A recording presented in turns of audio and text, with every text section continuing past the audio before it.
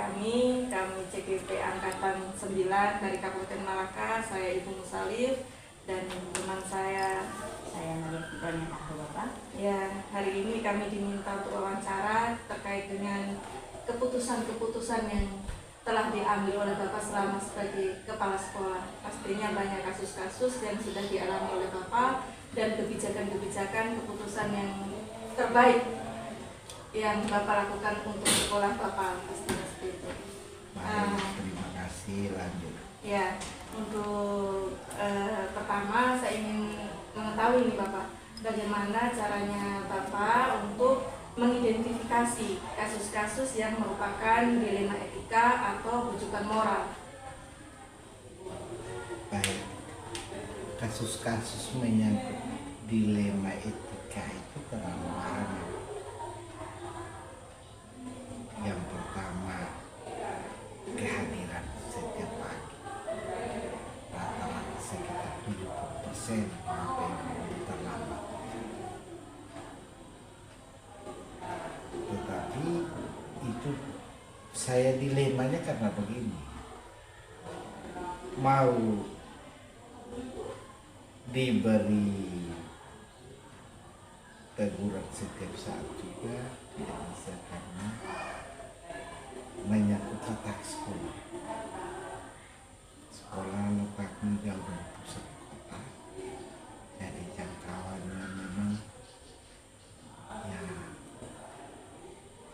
rata-rata banyak yang terlambat. Lalu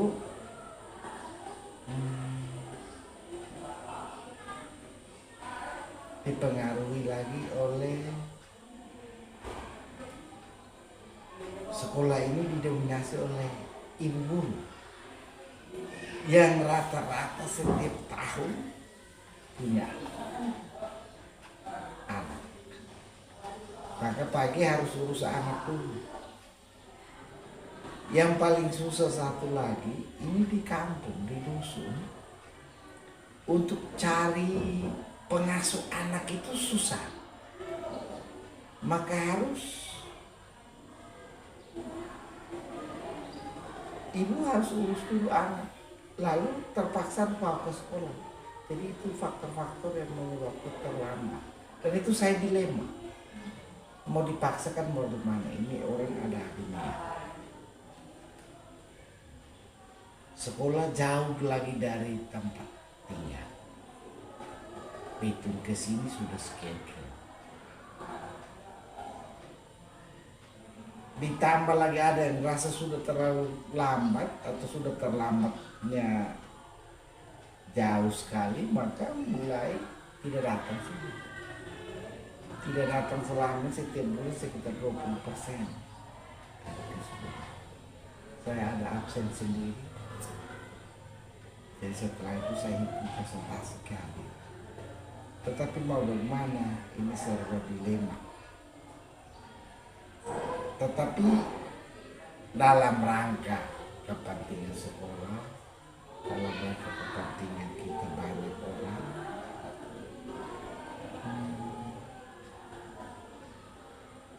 nasihat selalu diberikan sampai pada teguran, bahkan sampai pada surat panggilan. Kalau yang terlambatnya sudah melebihi, ya terpaksa kita harus tunggu. Bahkan sampai kasar sekali saya suruh tidak usah datang lagi. Iya, tidak usah datang lagi. Saya serba dilema. Di sisi lain, rasa belas kasihan terhadap mereka. Jadi mau bagaimana? Tetapi demi kepentingan banyak orang, demi kepentingan siswa, semua tetap dilakukan. Sudah luar biasa, Pak. Ternyata banyak sekali cara yang ditempuh oleh Bapak untuk bisa mengidentifikasi kasus-kasus yang menyebabkan Bapak dilema. Nah, dari penjelasan Bapak tadi itu sungguh luar biasa. Tapi apakah selama ini bagaimana Bapak menjalankan keputusan di sekolah Bapak tentang untuk kasus di mana ada misalnya di dalam kasus itu ada dua kepentingan yang sama-sama benar atau sama-sama mengandung kebajikan. Mau ambil keputusan benar, tidak ambil juga benar. Nah, itu bagaimana cara Bapak mengambil keputusan pada kasus-kasus seperti itu? Pasti saja ada kasus. Keputusan yang demikian itu ya demi kepentingan anak-anak banyak ini, saran, nasihat, masukan tetap saya ambil, tetap saya lakukan meskipun keadaannya demikian. Terima kasih Bapak. Kalau tadi tentang bagaimana caranya, nah saya ingin tahu langkah-langkah apa yang Bapak lakukan untuk mengambil keputusan saat ada terjadi kasus seperti itu, Bapak. Langkah-langkah untuk saya mengambil keputusan itu, yang pertama saya panggil dulu, omong dulu. Nanti kalau ini keputusan yang membuat saya dilema ini, setelah 1-2 kali tidak dihiraukan atau terjadi terus, maka itu saya panggil lagi. Jadi itu panggilan itu sepertinya peneguran lisan. Nanti akan saya panggil lagi untuk kali yang kedua. Setelah itu kalau masih terjadi lagi, masih omong lagi untuk teguran yang kali ketiga. Bahkan sampai pada sudah tidak bisa sama sekali, kadang-kadang kasar saya bilang, pergi tidak suka kembali lagi. Pergi dulu atau pergi dulu nanti baru saya panggil lagi kaitan dengan itu keputusan. Karena memang susah untuk keputusannya diambil. Oke, berarti Bapak sempat pusing juga ya menghadapi persoalan-persoalan seperti ini ya, Pak? Terlalu pusing. Jadi kepala ini pusing. Urusannya tidak banyak. Urus manusia, personalianya, urus manajemen keuangannya, urus sarana prasarananya, urus ya personal dia 3 ini saja. Lalu tugas ini sesungguhnya saya sudah bagi kepada wakil-wakil yang ada, pembina-pembina yang ada, wali kelas yang ada. Tetapi ya salah satu tugas saya pada pengontrolan, ya kontrol sampai dengan tidak bisa, terakhir dengan marah juga. Maka tugas kepala ini ya terima tugas, bagi tugas, kontrol tugas, marah. Tapi yang saya sangat kagumi dengan Bapak ini, Bapak setiap mengambil keputusan itu tidak lupa untuk mengajak kami bekerja sama, terus mengkomunikasikan kepada kami, sehingga nanti waktu di luar pun kami juga bisa menjawab pertanyaan-pertanyaan orang luar, bagaimana keputusan-keputusan yang diberikan dari sekolah. Itu yang saya sangat harapkan di saya nanti kalau saya punya ini ya saya juga harus seperti Bapak seperti itu. Sederhana, kenapa harus semua dikomunikasikan dengan teman-teman yang ada, dengan KPU guru yang ada? Ini kan milik kita semua, bukan milik saya sebagai kepala sekolah. Jadi Bapak Ibu guru harus sampaikan itu, ini bukan barang saya. Ini milik kita semua. Kita datang di sini untuk selain urus anak-anak, selain kita mengajar anak-anak, kita perhatikan fasilitas yang ada. Jadi bukan hanya datang semata-mata untuk mengajar, tidak. Lalu sebaliknya saya sebagai pimpinan, sebagai kepala sekolah, saya pun tidak bisa berleha-leha mengatakan bahwa ini saya kepala. Hal mana dulu kadang-kadang baru saya katakan saya pimpinan, saya kepala. Tetapi rata-rata semuanya saya komunikasi kepada Bapak Ibu guru, termasuk mau belanja yang besar. Itu berulang kali harus saya komunikasikan. Supaya ke depannya itu kepala punya mau tuh, kepala yang mau beli, mau ini, mau kita mau semua supaya menghindari hal itu. Karena prinsip saya begini, Kalau orang puji saya itu boleh, tetapi kalau orang menjelek-jelekan saya di luar itu kutukan. Begitu. Maka daripada saya tidak selamat di luar sana, ya lebih baik saya berusaha untuk orang puji saya. Nah, dari langkah-langkah prosedur dari satu pada tingkatan pengambilan keputusan serabi ini, kira-kira hal-hal mana yang Bapak anggap efektif dalam menyelesaikan kasus-kasus yang berkaitan dengan dilema etika dalam pengambilan keputusan itu? Mungkin ada hal-hal yang itu, oh ini yang paling efektif itu saya lakukan selama waktu menjadi kepala. Meskipun kejadiannya berulang kali, saya juga tidak bosan-bosan untuk memberikan nasihat.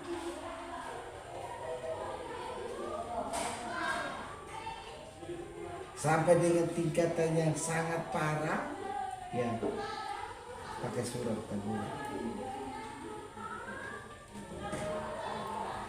Itu tingkatannya sebenarnya sudah parah.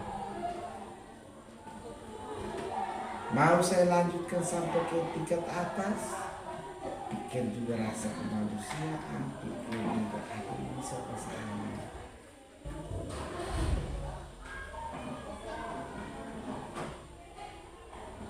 Jadi yang efektif itu ya saya tidak henti-hentinya menghimbau supaya hal-hal yang biasa terjadi jangan berulang terus-menerus. Baik, kalau saya bisa ambil dalam tadi jawabannya Bapak itu bahwa intinya dari efektifnya Bapak mengambil keputusan itu adalah komunikasi, musyawarah seperti itu untuk mengefektifkan keputusan-keputusan yang Bapak ambil untuk kasus-kasus tersebut. Nah, pastinya saat kita mengalami kasus-kasus tersebut, Bapak pasti mengalami tantangan-tantangan yang dihadapi. Nah, apakah ada nih tantangan-tantangan yang dihadapi saat pengambilan keputusan? Ada terlalu banyak. Tetapi demi kepentingan banyak orang, demi kepentingan anak-anak, ya tetap saya harus lakukan.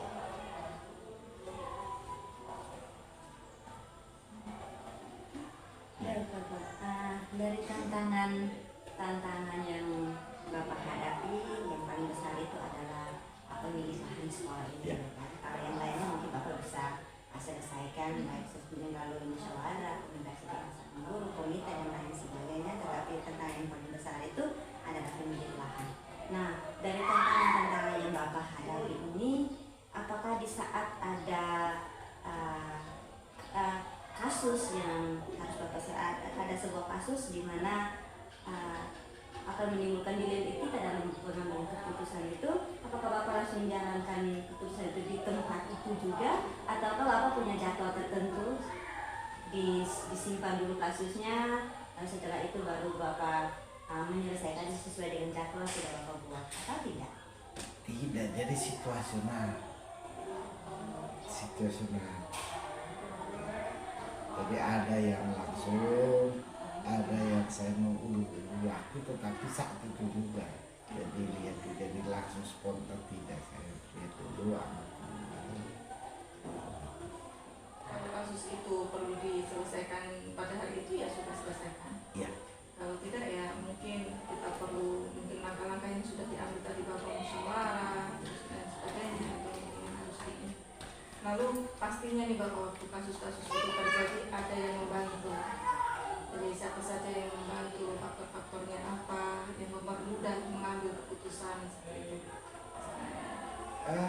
Semua Bapak Ibu guru di sini yang membantu karena komunikasi saya dengan Bapak Ibu guru itu tidak putus. Baik Bapak, luar biasa mendengar semua cerita dari pertanyaan pertama sampai dengan yang kedua ini, dan ini merupakan pertanyaan terakhir di mana dari semua yang sudah Bapak sampaikan ini, kira-kira pembelajaran apa yang Bapak petik dari pengalaman Bapak dalam mengambil keputusan yang mana itu merupakan kasus dilema etika? mungkin bisa berbagi dengan kami, sehingga kalau memang Tuhan berkenan untuk kami juga dipercayakan untuk memimpin pembelajaran dari seorang pemimpin pembelajaran yang bisa kami laksanakan di sana mengikuti jejaknya Bapak. Komunikasi harus jalan.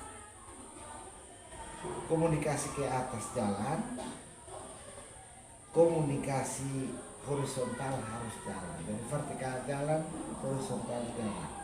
Komunikasi dengan sesama di sekolah itu pun harus jalan. Kalau komunikasi tidak jalan, maka akan timbul kelompok-kelompok.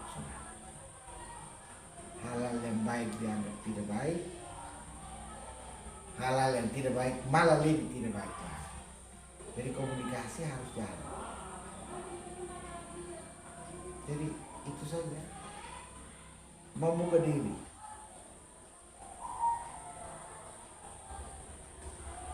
Maka semua masalah itu ada saja, tetapi datang dan berlalu. Masalah setiap saat ada, setiap hari ada, setiap waktu ada, kapan saja selalu ada. Tapi kalau komunikasinya jalan, maka tidak ada kesulitan yang dialami. Baik, Bapak, terima kasih. Mungkin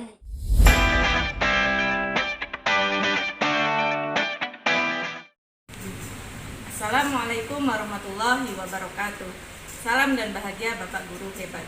Pada kali ini saya akan wawancara Kepala Sekolah MI Al-Qordal Zaitun terkait tugas demonstrasi kontekstual, tugas dari calon guru penggerak Angkatan 9 Kabupaten Malaka. Assalamualaikum Ibu. Bagaimana kabar hari ini? Baik, sebelumnya saya ucapkan terima kasih sudah meluangkan waktu untuk bertemu saya selaku calon guru penggerak Angkatan 9 Kabupaten Malaka. Saya Musalif dari SMA Negeri Bolan. Di sini saya akan mempertanyakan atau wawancara terkait tentang pengambilan keputusan Ibu selaku Kepala Sekolah MI Al-Qordal Zaitun. Baik, untuk awalnya mungkin pertama saya ingin bertanya terkait dengan bagaimana caranya Ibu mengidentifikasi kasus-kasus atau masalah-masalah dilema etika atau bujukan moral. Silakan. Kalau masalah dilema etika itu ketika ada hal-hal yang memang benar-benar harus diselesaikan antara guru dan sekolah, maka yang terlebih dahulu dipilih adalah sekolah, karena sekolah itu umum sehingga masalah pribadi yang ada di rumah bisa diwakilkan oleh keluarga yang lain. Ya, kalau saya bisa mengambil intisarinya bahwa Ibu akan memilih keputusan, saat mengambil keputusan itu Ibu akan memilih untuk kepentingan umum dulu atau kepentingan orang banyak dulu baru kepentingan pribadi, seperti itu. Bagus sekali Ibu. Setelah itu bagaimana ini cara pengambilan keputusan dari Ibu terutama saat kasus-kasus di mana ada dua kepentingan yang dua-duanya itu benar gitu. Jadi saat mengambil keputusan A itu benar, saat mengambil keputusan B itu juga benar gitu. Nah, itu kan kita sempat dilema kalau seperti itu. Nah, bagaimana caranya Ibu dalam pengambilan keputusan seperti itu? Kalau saya ketika menemukan hal-hal seperti itu, untuk yang benar, di yang satu sisi benar, yang satu sisi juga benar, maka kedua-duanya saya pilih salah satu, yaitu tentang kepentingan umum terlebih dahulu. Karena kalau kita mengutamakan kepentingan pribadi di atas kepentingan umum, maka semua akan terbengkalai walaupun satu guru saja yang tidak masuk. Oh, ya. Berarti seperti tadi yang pertama tadi bahwa kepentingan umum atau kepentingan orang banyak itu yang paling diutamakan terlebih dahulu itu. Lalu apa nih langkah-langkah Ibu saat mengambil keputusan? Langkah-langkah saya harus berpikir matang dulu, karena itu adalah keputusan yang memang tidak bisa kita ambil secara pribadi, akan tetapi kita harus banyak-banyak berkonsultasi dulu dengan teman-teman yang lain, sehingga kita bisa mengambil keputusan yang memang untuk kepentingan yang pribadi tadi bisa membuat dia juga tidak tersinggung, untuk di sekolah juga aman. Baik. Oh, berarti ibu tetap menjalankan komunikasi dengan teman-teman dengan yang lain. guru dan mungkin pihak-pihak yang terkait seperti itu. Baik, kalau hal-hal apa saja nih Bu, hal-hal yang efektif, yang dianggap efektif dalam pengambilan keputusan? Kalau hal-hal yang efektif ketika saya harus mengambil keputusan, berarti saya harus berpikir matang dulu. Berpikir matang sebelum saya harus mengambil keputusan. Karena kalau kita hanya langsung mengambil keputusan pada saat itu tentu tidak bisa, dan kita juga harus memerlukan teman guru yang lain yang bisa membantu sehingga kita bisa mencari solusi yang terbaik. Oh, bagus sekali. Berarti kita tidak usah terburu-buru dalam pengambilan keputusan seperti itu. Baik, dalam kasus-kasus yang mungkin Ibu alami selama ini pasti banyak tantangannya saat pengambilan keputusan. Nah, ada tidak Ibu dalam pengambilan keputusan itu kita menghadapi tantangan-tantangan yang mungkin berat atau ringan saat pengambilan keputusan? Untuk keputusan yang berat dan ringannya yang tadi saya sampaikan, tentu saya harus berpikir matang.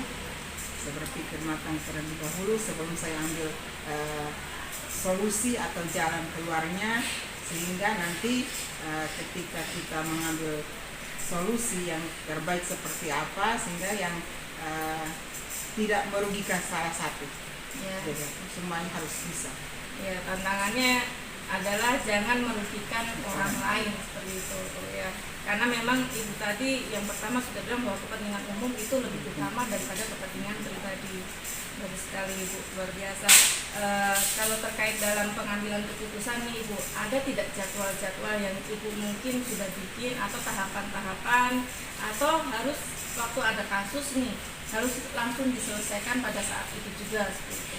Tidak ada jadwal yang pasti, yang jelas ketika ada kasus yang memang benar-benar bisa ditangani saat itu, langsung ditangani saat itu. Ya, berarti situasi bagaimana kondisi. Kalau memang kondisinya harus diselesaikan hari itu, ya kita bersama-sama untuk menyelesaikan. Tapi kalau mungkin kondisinya atau kasusnya berat, mungkin perlu ada komunikasi begitu ya Ibu. Oh ya, tapi dalam pengambilan keputusan selama ini, apakah ada yang membantu Ibu dalam pengambilan keputusan?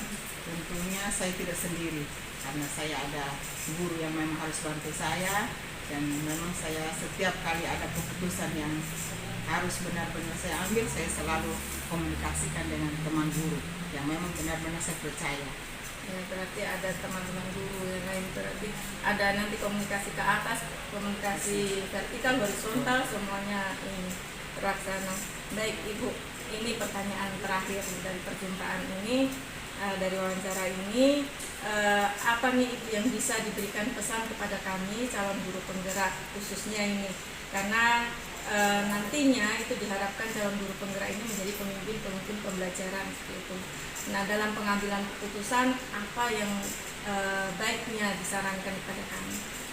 Pesan saya, ketika kita dipercaya untuk menjadi seorang pemimpin, kita harus utamakan kepentingan umum dibanding kepentingan pribadi, karena itu adalah amanah yang memang benar-benar kita diembankan, sehingga pertanggungjawaban kita di dunia dan akhirat tetap dipertanggungjawabkan. Baik, terima kasih Ibu, pesannya sangat luar biasa. Baik, demikianlah wawancara saya dengan Kepala Sekolah MI Al-Qur'an Baitun. Untuk pesannya bisa kita mengambil inspirasi dari apa yang sudah diambil keputusan, cara pengambil keputusan dari Ibu Kepala MI Al-Qur'an Baitun, dan salam dan bahagia Bapak Guru hebat. Assalamualaikum warahmatullahi wabarakatuh. Terima kasih Ibu.